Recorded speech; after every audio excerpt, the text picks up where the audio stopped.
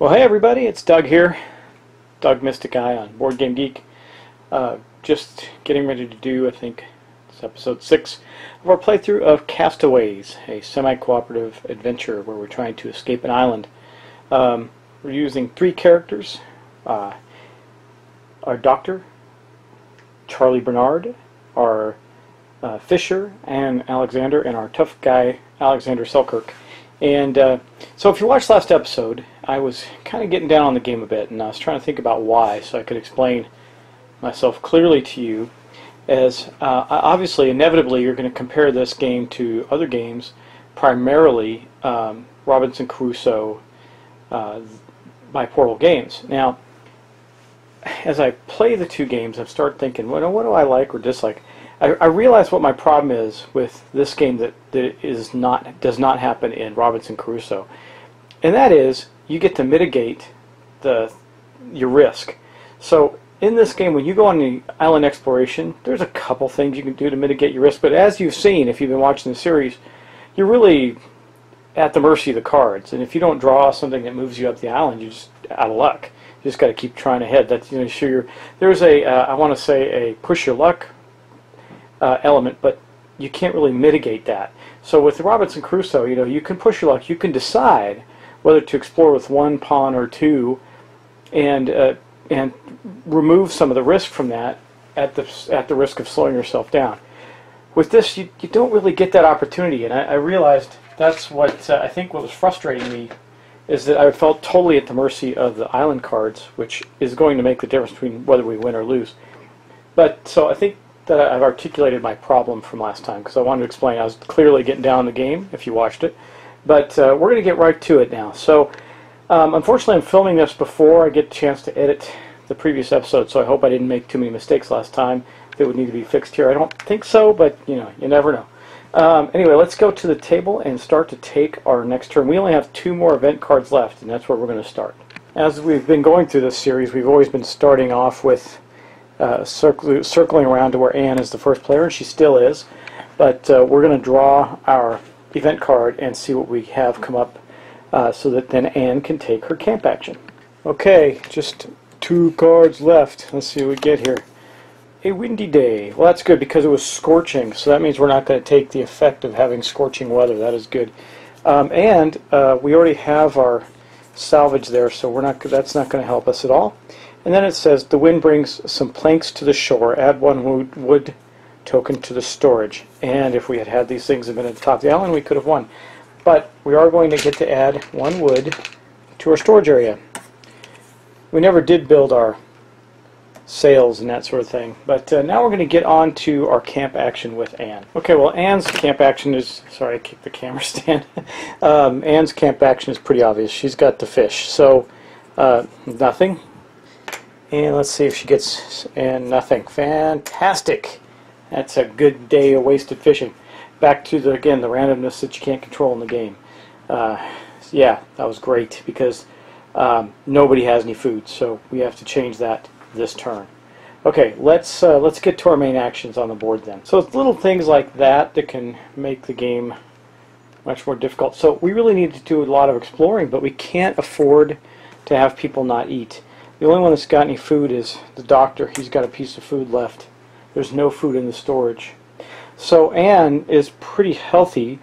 The first thing she's going to do is forage for 2 energy. That brings her down to 3, though. And that's going to be her first action. Alexander Selkirk says, we still need wood, guys. We need all kinds of things. It's kind of frustrating. But he's going to go there and burn a wood. See, he's only at 2. He's going to have to gain some more energy this turn.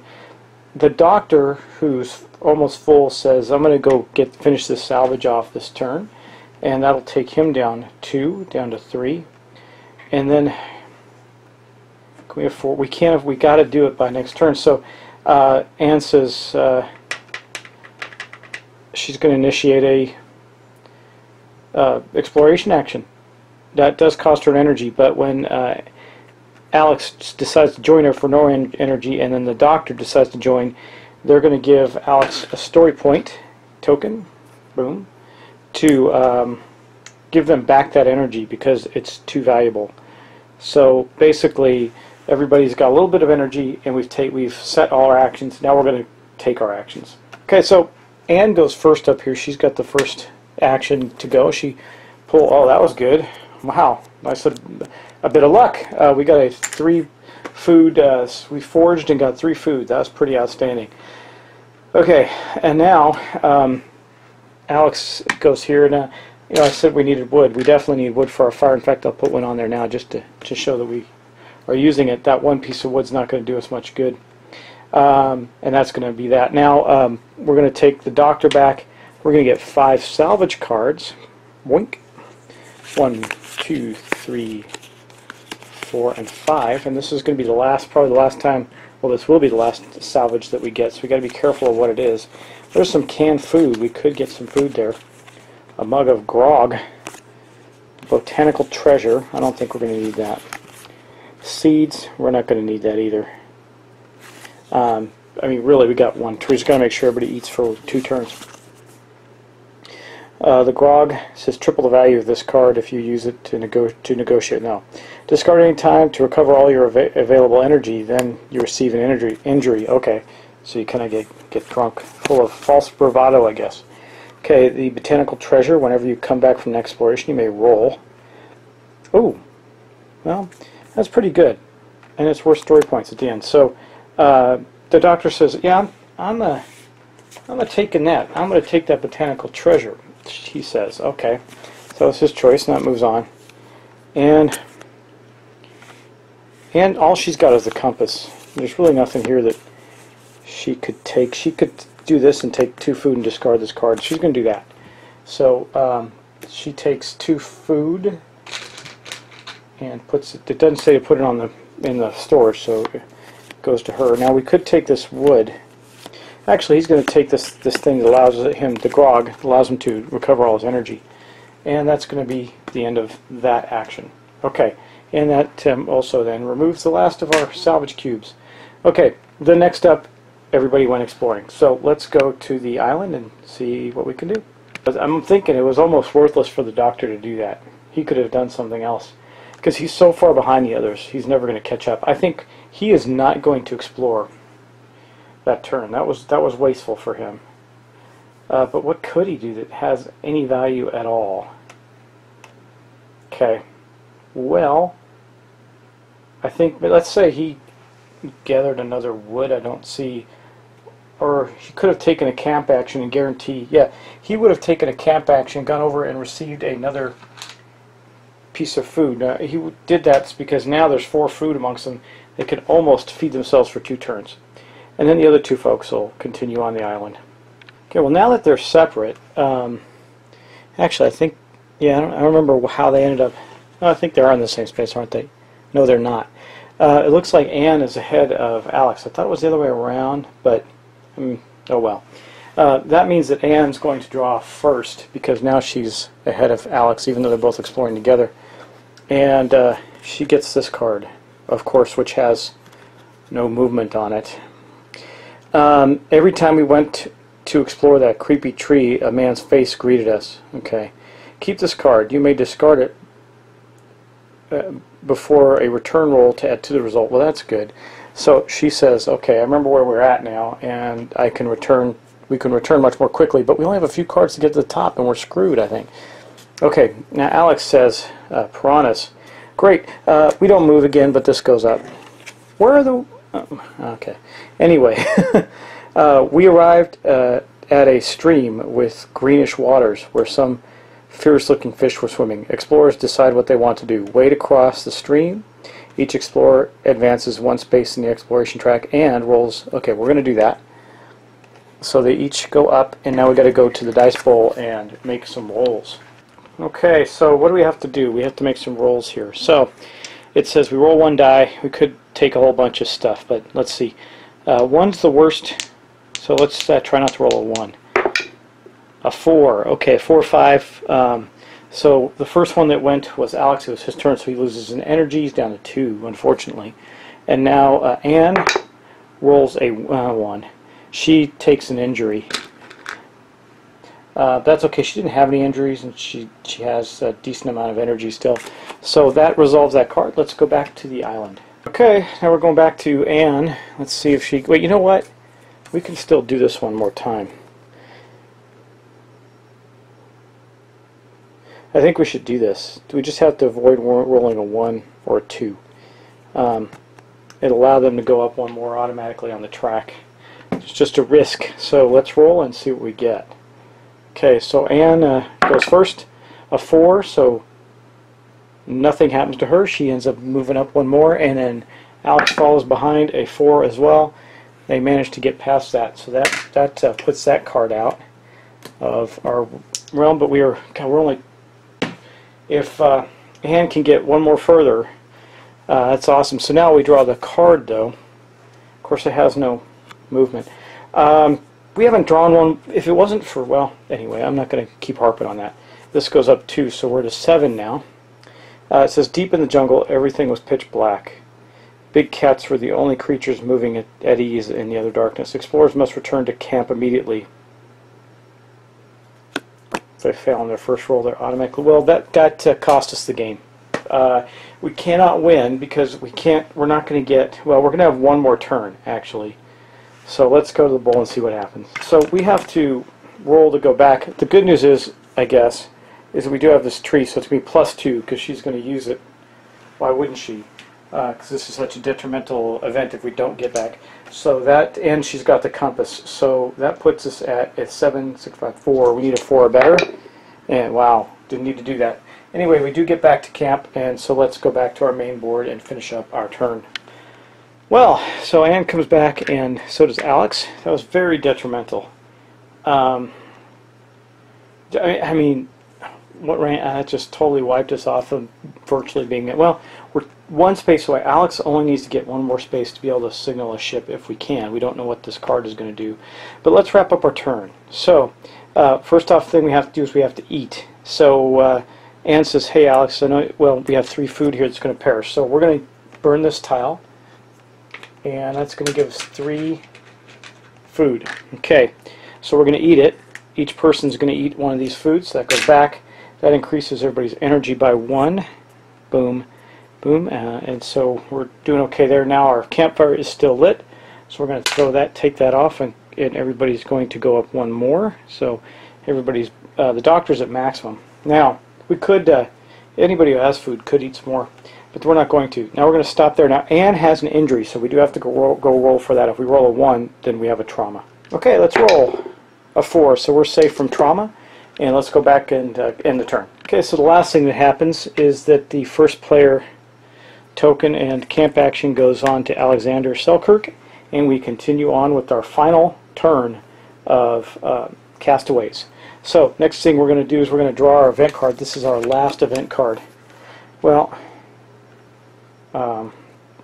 we don't have this item, but we do have we do have the spyglass and the fire. So here's some good news. We can use the cannon, I think, to represent the logbook, which is this the captain's log, which is that. So amazingly enough, we could get off the island. But let's start with this first. Okay, up in the top corner, our weather is going to go down 1, which is still fine. It pretty much stayed in the sunny spot. Obviously, we don't have any more salvage. It says getting to know the surroundings. The starting player chooses whether to add 2 wood tokens to the storage or receive 1 food. Well, he might as well receive 1 food. That way we don't have to worry about doing any actions for food this turn. I'm going to leave that face up because that's going to make the difference between winning and losing for us. Okay, so let us get on to our camp action. So, it doesn't expressly say this, but do you have to take this as an action? It just says discard a barrel of gunpowder, which we have. But it doesn't say, I don't know that you have to take that as an action. It's camp action, so I'm going to have to say you do. So if that's the case, we're definitely going to do that this turn. I'm going to use that as his camp action. The doctor's going to pitch in his barrel of gunpowder. We're just going to put it there. I think that's the right way to handle this. Not 100% certain on that. But again, we do have the logbook. Oh, you know what else? We came back from camp. I forgot to do this. Oh, he didn't go on the trip, so it didn't matter. Okay, never mind. That's the doctor's botanical treasure book. Or treatise book, sorry. It's a botanical treatise. Okay, so now with that done, let's go take the actions on the main board. There's not much to do other than here's how we're going to manage this. So Alex is going to rest 1 turn. The doctor's going to rest one turn. Anne's going to rest one turn. Okay. Then Alex is going to initiate a exploration. Doesn't cost him any energy because of his machete. Anne does the same thing for 1 energy. She's not going to worry about giving him a story point. And then the doctor, oh, what the heck, he'll go 2 for 1 energy. Okay. And then they're not going to give up the story points because we're going to rest. So the next thing we're going to do is now we're going to take our actual actions. So we're going to first take Alexander Selkirk's, and I'm just going to pull the bowl over here and roll. So we're taking our camp action. He got a 1, which means he's going to go up 2 energy. That puts him at 6, not completely all the way, but close enough. And then next one is the doctor. He's almost already completely healed, but he gets 2, and so he's at maximum. And that brings us back. And then we got Anne, who gets to get rid of her injury for that.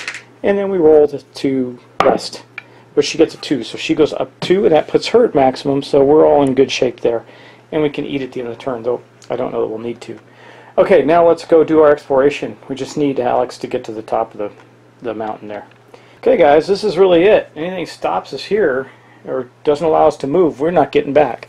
We're not getting off. So let's. Okay, no movement here, I guess. The arranged natives. A horde of natives attacks us because we have profaned the offerings left on the altar. That's from taking their bowl of food. A rain of arrows comes down. Okay, we've seen this before, so let's go to the dice bowl and roll the dice for the attack from the natives. Since Anne's furthest on the island, I guess we're going to start with her. She's got no modifier. So the attack of strength 6, so we have to roll 6 to match or beat them. She does not, so she's going to have to roll to see what she gets. 6, she escapes unharmed, but she did actually lose the attack. Now we're going to go on to Alex. Now he's got a 2 because he's got a machete, which gives him 1, and he naturally has 1. So he's got to roll a 4 better to overcome that. He rolls a 1, so he failed as well. And he rolls a 3, which gives him 2 injuries. Ouch. That's not cool. So he goes down to 4, and well, he's going to have 5 energy because he's got 2 injuries, and that pushed him down his track a little bit. Okay, and then we roll 1 more for the doctor. He rolled a 5, which he doesn't have any bonuses either, so he failed. So then he rolls again, gets a 2, so he also suffered 2 injuries. Yeah,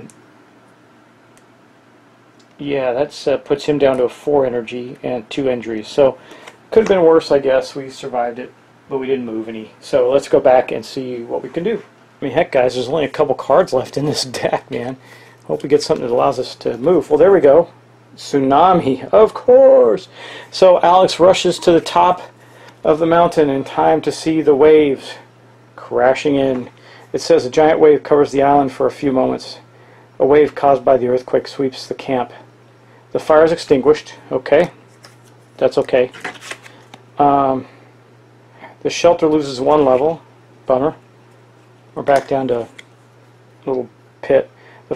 The fire extinguished, the shelter loses 1 level, and you lose half the food. Towels, we didn't have any.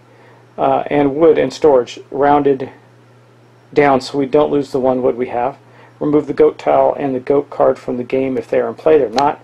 Okay, so, but we did get to move up the track 1. So, what does that mean for us? Okay, so basically it says the first player to reach the headlands, the space on the exploration track, must decide, well, it was actually all of them, must decide whether the game ends at that turn or at the end of the next turn. So it would be this turn. The game continues as normal until the survival phase of the last turn is complete. Then the group checks the active event card and all event cards left in the deck to see if they can signal a ship. Well, we know we're going to be able to because we shot the cannon off in place of the captain's log.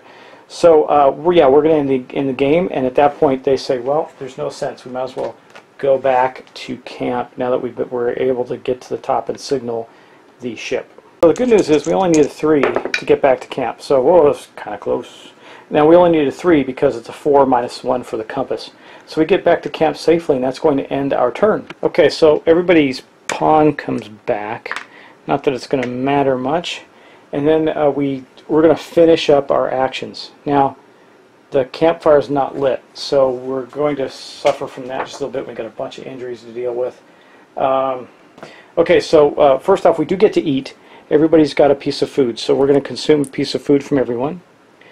Now, nobody can increase energy from that because everybody was at the maximum they can have, and I'll show you why. You can see that she's at maximum. These two have injuries blocking their energy from going up higher, so they can't really do anything. And since the campfire wasn't lit, they actually lose energy, so they're all going to go down 1. Okay. And now we have to go roll for the injuries and see if they turn into traumas. Not that it's going to make much difference, but we'll finish our turn correctly. Actually, it's time for him to use this card. Oh wait, it's worth 5 story points. He's not going to use the card. So let's go roll the dice. Okay, here's for the 2 injuries for the doctor. He did have one of his injuries turn into a trauma. Like I said, it's not going to matter. We're just getting off the island all worse for wear and battered and beaten. And then Alexander Selkirk rolls for his. He also receives a trauma because I'm really good at rolling the worst roll I could get to. I guess the worst roll would have been 2 ones, but pretty close. Anyway, that's going to end that part. So that's really the end of our turn. Now we're going to check for endgame conditions. Okay, so we are at the headlands. We got to the top. And we get to look at this card. So what do we need? We needed the bonfire, which we have. We needed the spyglass, which the doctor has. And we needed the captain's log, and we use the cannon. If we put gunpowder on the cannon, we can use this in place of the captain's log to signal a ship. So we were able to signal a ship. So what happens then? It says at the bottom of each event card is listed. Okay, we made that. And we actually managed to get off the island. So what happens next? Well, we successfully got off, so now we get to tell our story, right?